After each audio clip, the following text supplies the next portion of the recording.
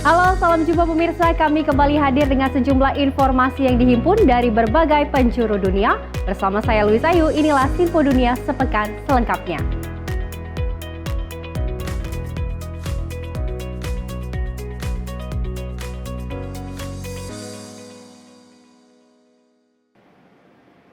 Kita awali informasi yang pertama pemirsa dari dalam negeri. Pertemuan Prabowo dan Wakil PM Rusia membahas pemulihan dialog tingkat tinggi dan kerjasama strategis Indonesia dan Rusia. Dalam pertemuan tersebut, Menteri Koordinator Bidang Perekonomian Airlangga menyampaikan bahwa Wakil Perdana Menteri Denis mengundang Presiden Prabowo untuk 2 acara penting. Pertemuan antara Presiden Prabowo Subianto dan Wakil Perdana Menteri Rusia Denis Fimanturov di Istana Merdeka Jakarta pada 15 April 2025 menjadi titik awal kembalinya dialog tinggi antara Indonesia dan Rusia setelah terhenti akibat pandemi COVID-19. Menteri Koordinator Bidang Perekonomian Airlangga Hartarto yang mendampingi Presiden menyampaikan bahwa Denis Manturov menyampaikan 2 undangan penting. Undangan tersebut antara lain untuk menghadiri Parade Nasional di Rusia dan Forum Ekonomi Internasional St. Petersburg. Airlangga menambahkan bahwa forum ini akan menjadi platform strategis untuk memperkuat kerjasama ekonomi dan penandatanganan beberapa nota kesepahaman. Saja Bapak Presiden menerima Deputy Prime Minister pertama Manturov dari Rusia dan sebetulnya DPM Manturov hadir untuk dalam rangka high level dialog dengan Indonesia dan ini sudah kemarin sempat terhenti akibat COVID dan ini akan dimulai kembali. Dan dalam rombongannya kemarin di PM Manturov juga menggelar malam kebudayaan di Raffles Hotel. Nah, kemudian dalam pertemuan tadi DPM Manturov mengundang Bapak Presiden satu untuk hadir dalam parade di Rusia dan yang kedua dalam SPIF St. Petersburg Economic Forum, di mana dalam St. Petersburg Economic Forum itu diharapkan Bapak Presiden bisa hadir dan ada beberapa milestone kerjasama yang akan dibuat Memorandum of Understanding. Nah itu termasuk beberapa kerjasama ekonomi maupun kerjasama strategis. Airlangga kemudian mengungkapkan bahwa dalam pertemuan tersebut dibahas potensi pembukaan rute penerbangan langsung antara Moskow dan Indonesia. Selain itu, pemerintah Rusia juga mengusulkan sistem pembayaran yang lebih mudah bagi wisatawan Rusia di Indonesia. Airlangga menyebutkan bahwa kerjasama investasi menjadi topik utama, serta perkembangan perjanjian perdagangan bebas atau FTA antara Indonesia dan Eurasia yang diharapkan dapat menunjukkan kemajuan signifikan. Tim redaksi Sinpo TV melaporkan. Pemirsa, usai adanya kebijakan soal vaksinasi demam kuning yang dikhususkan bagi pendatang ke Ekuador, antrean panjang pun terus terjadi karena banyaknya verifikasi dokumen yang dilakukan, di mana vaksinasi demam kuning ini dikhususkan bagi pendatang asal kota Peru, Kolombia, Bolivia, hingga Brasil. Otoritas Ekuador memberlakukan verifikasi rinci yang dikhususkan kepada pendatang dari sejumlah negara di Amerika Selatan. Pemberlakuan ini menghasilkan antrian yang cukup panjang di Bandara Internasional Jose Joaquin de Olmedo. Pemberlakuan ini dilakukan seiring merebaknya wabah demam kuning dari resiko epidemiologis yang berasal dari negara-negara di Amerika Selatan.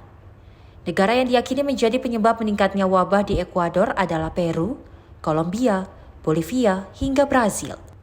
Proses verifikasi rinci yang dilakukan adalah memperlihatkan sertifikat vaksinasi dalam bentuk fisik maupun digital, di mana mewajibkan kepemilikan stempel kesehatan resmi dari negara asalnya.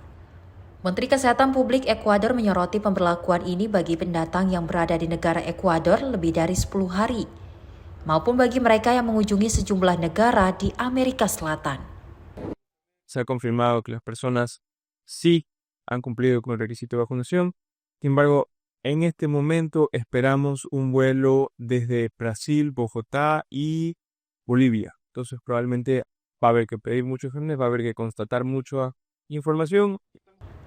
Salah satu pendatang asal Peru menyoroti kebijakan yang diterapkan pemerintah Ekuador justru akan memperbesar wabah ini untuk meluas lebih lagi. Toda medida de seguridad que se tome para la salud es correcto. La tifoidea, correcto se está. Más, pero la fiebre amarilla, que es el mosquito, lo que tiene que hacer es primero fumigar aquí en Ecuador. Y si quieren tener más resultados, bueno, pidan certificado, pero es acá que se van a venir. Dari Jakarta, tim redaksi Simpo TV melaporkan. Kita beralih ke informasi lainnya, pemirsa. Lama bergantung pada Tiongkok untuk merakit dan membuat barang elektroniknya. Raksasa komputer dan smartphone Apple baru saja mengumumkan investasi besar-besaran secara domestik. Adakah kaitannya dengan tarif yang bakal dikenakan ke produk dari Tiongkok oleh pemerintah Amerika Serikat? Berikut informasi selengkapnya. Raksasa komputer dan ponsel Apple mengumumkan investasi sebesar $500 miliar di Amerika Serikat selama 4 tahun ke depan. Investasi antara lain digunakan membangun pabrik di Houston, negara bagian Texas, untuk membangun peladan teknologi kecerdasan buatan. Investasi Apple di dalam negeri diproyeksikan menciptakan 20.000 lapangan kerja baru. Pengumuman Apple ini tak lama setelah pertemuan pimpinan perusahaan ini, Tim Cook, dengan Presiden Donald Trump. Yesterday I had Tim Cook in the office from Apple. He's investing hundreds of billions of dollars. Apple menjadi salah satu perusahaan besar AS yang baru mengumumkan investasi dan penciptaan lapangan kerja secara domestik. We're going to have a lot of chip makers coming in, a lot of automakers coming in. Presiden Trump sendiri akhirnya meningkatkan tarif atas impor dari Tiongkok, perkembangan yang bisa meningkatkan ongkos produksi bagi perusahaan-perusahaan Amerika yang masih bergantung pada pabrik di Tiongkok. iPhone dan produk elektronik lainnya dari Apple banyak diproduksi saat ini di Tiongkok, yang juga membuat sejumlah komponennya. Tapi dalam beberapa tahun terakhir telah terjadi perpindahan produksi ini dari Tiongkok ke sejumlah negara lain, termasuk Vietnam dan juga India. Sebagian analis mencermati diversifikasi rantai pasok Apple ke Amerika Serikat tak sepenuhnya akibat tarif pemerintahan Trump terhadap Tiongkok. I mean, they are now have been for some years in the process of moving production away from China anyway, pre-tariff. There's still a substantial amount in China, but there's a trend here that's clear, and I think that Apple will continue that. Tapi dengan investasi di dalam negeri, perusahaan ini mengisyaratkan sinergi dengan prioritas pemerintahan Trump untuk mengutamakan penciptaan lapangan kerja di Amerika. They're just taking the opportunity to use, the press releases to try to just get some more public exposure for a lot of things they were already spending, and obviously align well with kind of a pro-US policy. Selain Texas, investasi Apple juga menjangkau negara bagian Arizona, California, Iowa, Michigan, Nevada, North Carolina, Oregon, dan Washington. Apple juga akan menggunakan chip dari perusahaan semikonduktor Taiwan TSMC yang diproduksi di Arizona. Dari Washington DC, Nova Purwadi dan tim VOA. Informasi lainnya datang dari Presiden Amerika Serikat Donald Trump yang melakukan kunjungan kenegaraannya ke Arab Saudi dalam agenda lawatannya terhadap negara-negara terkaya di Teluk Arab. Lawatan ini dilakukan Trump untuk memperkuat ekonomi antar negara sekaligus sebagai kunjungan pertamanya di periode kedua saat ia menjabat sebagai Presiden Amerika Serikat. Untuk menjaga konektivitas bisnis dengan negara-negara di Teluk Arab, Presiden Amerika Serikat Donald Trump resmi mengunjungi negara Arab Saudi dalam tur kenegaraan ketiga negara di Timur Tengah. Ketibaan Trump di Arab Saudi disambut langsung oleh Pangeran Arab Saudi Mohammed bin Salman dari Bandar Internasional Raja Khalid Riyadh. Adapun kunjungan kenegaraan ini dilangsungkan Trump guna meningkatkan kesepakatan ekonomi baru antar kedua negara. Melalui pantauan yang ada, Trump turut didampingi oleh sejumlah pebisnis asal Amerika Serikat, seperti CEO Tesla sekaligus penasehat Trump Elon Musk, CEO BlackRock Larry Fink, serta CEO Citigroup Jane Fraser. Selain didampingi kalangan pebisnis, Trump turut serta didampingi oleh Menteri Luar Negeri dan Penasihat Keamanan Nasional Marco Rubio, serta Menteri Pertahanan Pete Hegseth. Dalam mekanisme kunjungan, Trump mengunjungi Arab Saudi dalam forum investasi Saudi dan Amerika Serikat. Selanjutnya akan bertolak ke Qatar pada hari Rabu dan Uni Emirat Arab pada Kamisnya. Lebih lanjut, adapun memang kunjungan kenegaraan ini merupakan lawatan luar negeri pertama Trump sebagai Presiden Amerika Serikat di periode keduanya menjabat. Dari Jakarta, tim redaksi Simpo TV melaporkan. Terima kasih pemirsa, Anda masih menyaksikan Sinpo Dunia Sepekan bersama saya Louis Ayu dan informasi kami lanjutkan. Tak terlalu banyak satwa liar yang bisa diselamatkan dari ambang kepunahan, tapi begitu populasi liar berhasil dipulihkan, Program pemilihan ini menjadi catatan pelestarian lingkungan di berbagai negara. Salah satunya adalah pemulihan populasi Lynx Iberia yang sempat hampir punah dari awal 2000-an. Baru-baru ini status Lynx Iberia berubah dari terancam punah ke rentan. Perbaikan status kucing liar Eropa ini mendapat respons positif dari kelompok-kelompok pelestarian lingkungan. When we did the census in 2000, from 2000 to 2002, it was like a European shock on that, because we thought previously that there was 600 up to 1,200. Pada kenyataannya, awal tahun 2000-an hanya ada sekitar 62 Lynx Iberia di habitat aslinya di Spanyol dan Portugal, sehingga masuk daftar merah satwa yang terancam secara kritis. Pelestari lingkungan pun menggulirkan berbagai program pengembangbiakan dan reintroduksi ke alam liar. So the numbers have gone up from 62 back in 2001 to 648 mature individuals in 2022. But in fact, the latest census figures we've just had come into us from last year is that there are now more than 2,000 animals, Iberian lynx, adults and juveniles, in the wild in Spain and Portugal. So really huge success, an exponential increase in the population size. Sejak tahun 2010, 400 lebih Lynx Iberia telah menjalani reintroduksi ke alam liar.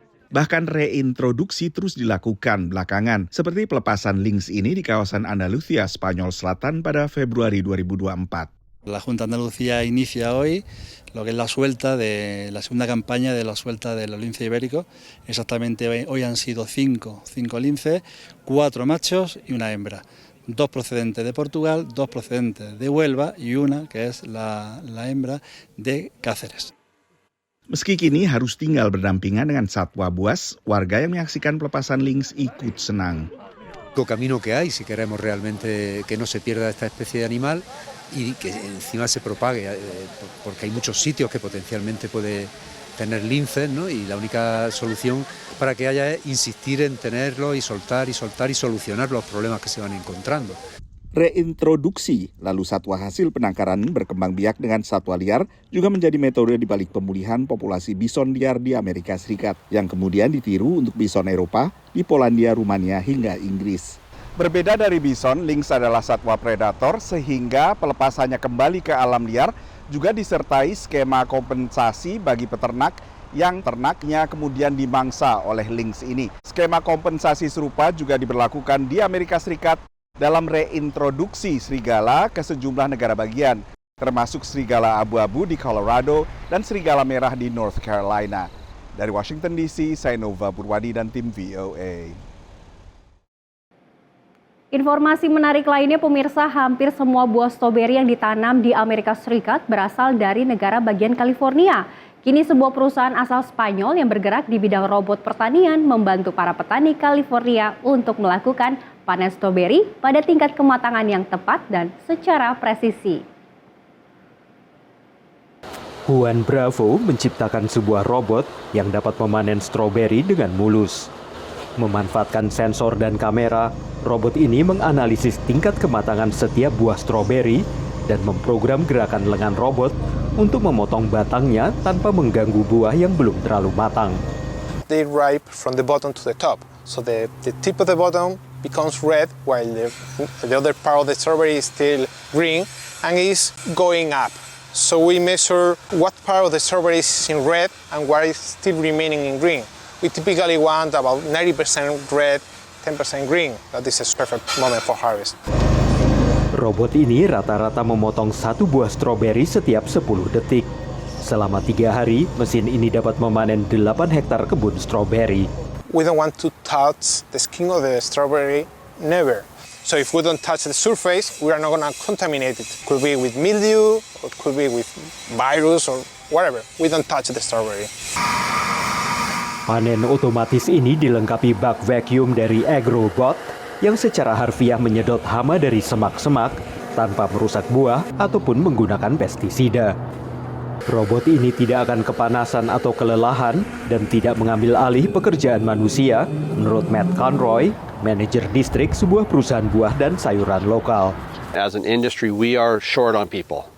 I have a hole roughly 15 to 20% every year that I need that much many more people. It's not a matter of displacing people, it's a matter of filling in the holes and the gaps to where we don't have enough people to do the jobs. Matt mengatakan ia berharap ada lagi robot agro yang dimodifikasi untuk membantu memanen tanaman lain juga. Dari Arlington, Virginia, saya Helmi Yohanes dan tim VOA.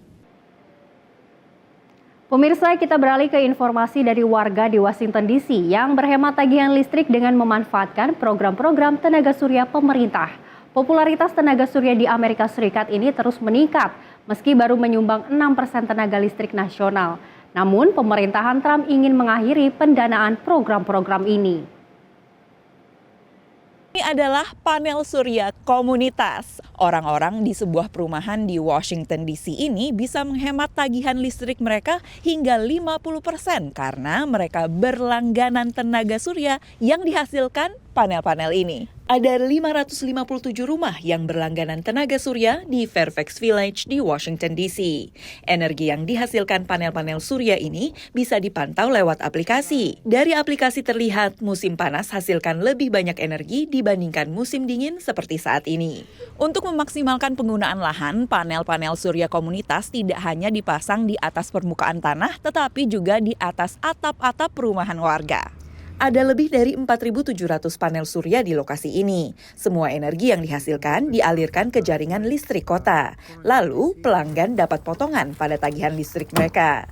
Victor Ramos adalah salah satu warga yang telah berhemat lewat program tenaga surya. So that's the best part because so this is my first home. When I first got the house, it was about May of 2023. And that year, in some months when it was really hot, the electrical bill can go up to like $150.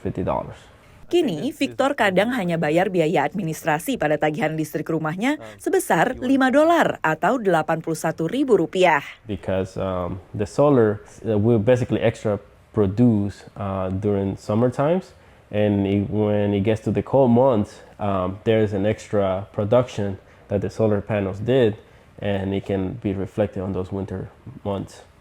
Victor tidak berlangganan panel surya komunitas, tapi pasang panel surya bersubsidi di atap rumahnya yang juga terhubung ke jaringan listrik kota. Kedua program itu adalah program pemerintah AS bernama Solar for All atau tenaga surya untuk semua.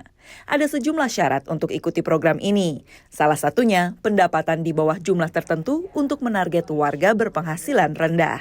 There are many stories where these solar panels and even these programs are available to help, residents reduce their electricity bills, and those funds can go somewhere else, whether it's their medical bills, their groceries, other bills, helping save for college if they got a kid. Namun program ini kini terancam. Pasca dilantik, Trump tanda tangani Inpres tentang energi yang memerintahkan Badan Federal menyetop pencairan dana terkait UU Transisi Energi yang dibuat oleh Joe Biden, termasuk $7 triliun atau 112 kuadriliun rupiah untuk dana program Solar for All yang dikelola Badan Perlindungan Lingkungan AS atau EPA. Pemerintah AS ingin prioritaskan lagi energi fosil. To further defeat inflation, my plan will terminate the Green New Deal, which I call the Green New Scam, greatest scam in history probably, a $10 trillion scam that we waste, we throw like throwing money right out the window. Tapi banyak negara bagian pendukung Trump yang juga diuntungkan dari program tenaga surya. The sun shines on everybody, doesn't care what political party you support, and I think one of the reasons that solar is popular across the partisan divide is that people in rural communities, in cities and suburbs, anybody can benefit from solar energy. We see support from people across the political spectrum in our work. Setidaknya di Washington DC, program Solar for All memiliki sumber dana lain selain dari pemerintah federal, termasuk dana pemerintah kota. Dari Washington DC, Valdia Baraputri, Nabila Ganinda, dan tim VOA. Dan pemirsa, informasi tadi sekaligus menutup jumpa kita pada edisi kali ini. Tetap saksikan Sinpo Dunia Sepekan hanya di Sinpo TV. Saya Lois Ayu, mewakili kerabat kerja yang bertugas pamit. Terima kasih atas kebersamaannya dan selamat berakhir pekan.